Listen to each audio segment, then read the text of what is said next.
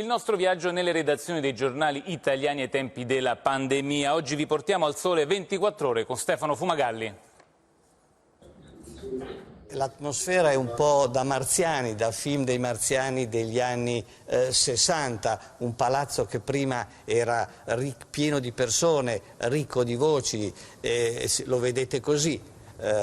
Totalmente vuoto. Dei 600 dipendenti tra giornalisti, impiegati e collaboratori che erano soliti affollare il grande palazzo di via Monterosa, sede milanese del Sole 24 Ore, oggi al massimo se ne trovano una cinquantina. Si lavora in smart working, tutti connessi da casa, risultato pochi presenti nelle redazioni del giornale, deserte da 2 mesi le scrivanie dell'agenzia di stampa e anche a Radio 24 si lavora in remoto o con molte attenzioni. Se vedete negli studi vedrete dei microfoni nudi, che normalmente non sono così, perché ciascuno si porta la propria spugna. Le nuove misure però non impediscono ottimi risultati alle edicole, un po' perché c'è più tempo per leggere, dice il direttore, ma anche perché i lettori sanno cosa cercare. Informarsi col timbro di qualità. Sui social network si legge un po' di tutto, spesso delle stupidaggini. La pandemia ha cambiato il modo di lavorare e tornare indietro potrebbe essere impossibile. Anche nel mondo delle redazioni è molto probabile che ci saranno dei cambiamenti